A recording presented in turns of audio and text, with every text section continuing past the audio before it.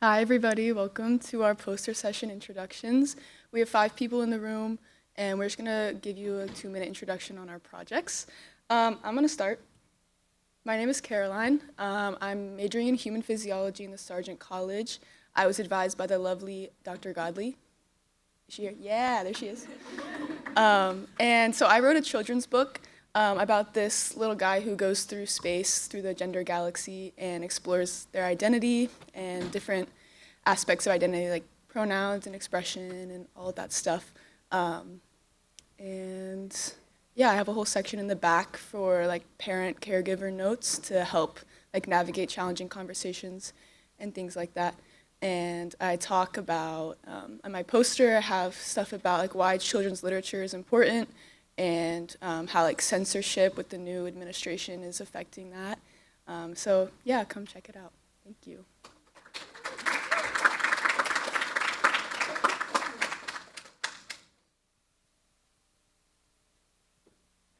Good morning, everyone. I'm Maya. I'm a film and TV major, and my project is called The Playlist and the Personal: Music, Selfhood, and Connection. And it is a series of photo portraits and audio narratives that sort of treat the music listener as the artist. So I interview them as if they were a music artist about the songs that are meaningful to them, the songs that have connected them to people in their lives and helped shape their identities. And so if you come visit my poster, I'll have laptops out so you can put on headphones and listen to the audio narratives while scrolling through the pictures. So I hope you stop by. Thank you.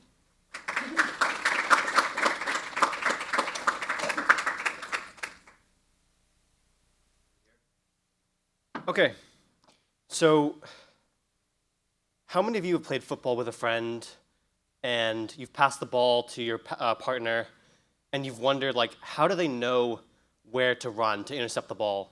Like, how do they know when the arc is going to end and where to run to?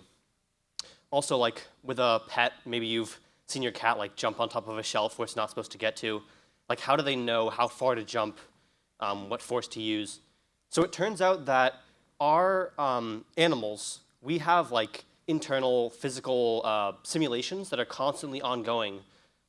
These kind of mini simulations help us choose how to act in the world and what decisions to make. My team is a team of engineers. We're not neuroscientists.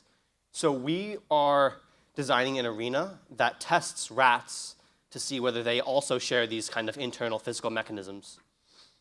Our team is designing this arena to be automated, which is really important so that there's no experimenter bias that's introduced when there's manual intervention in the arena. So yeah, as you can see, kind of there's a diagram of the arena that we're designing.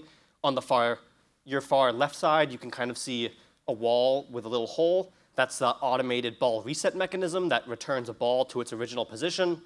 And then the ball kind of comes down the main ramp and intersects with a box, where it is like reflected to a different angle. This has the rat predict where it expects the ball to collide and end up in. So it's sort of testing the rat's ability to do physical prediction and collision dynamics.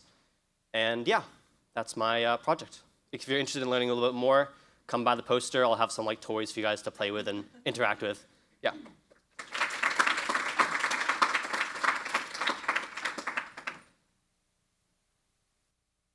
Hi, my name is Hayleigh Tran.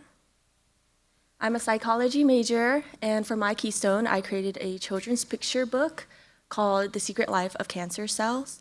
And for my poster board, I will be talking about my journey creating a children's book as a non-artist. And I wanted to give a huge thanks to my wonderful advisor, Dr. Hartman, who I could not have done this without. She's truly made the journey so much more memorable.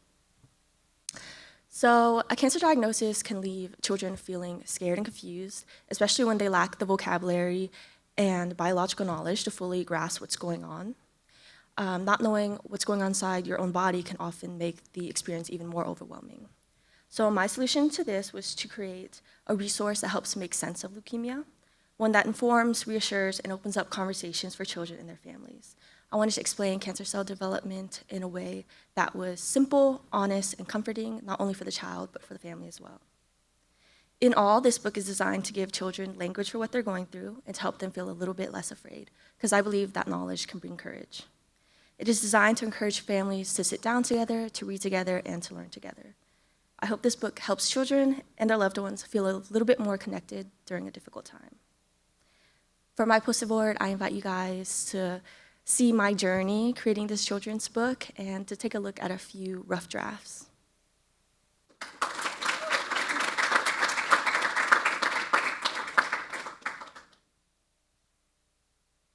Hi, I'm Veronica, but James was not able to be here today, so I'll be reading out a paragraph that he sent.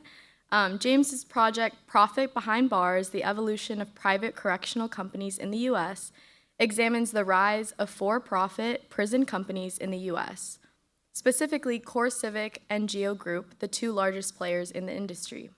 Starting in the 1980s, as the U.S. expanded its prison system, the government began outsourcing incarceration to private companies that promised to run facilities more efficiently.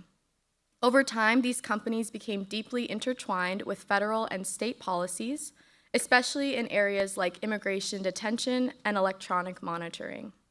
Using 25 years of financial reports, policy reports, and academic research, James's project explores how these companies grow, how they make money, and how they adapted to political pressure and public backlash.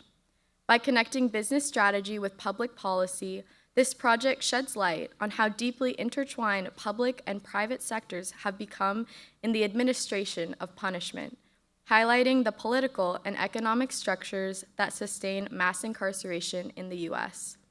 So you can see his poster in the poster session that will now begin outside on the 6th floor. Thank you all for listening, and please enjoy.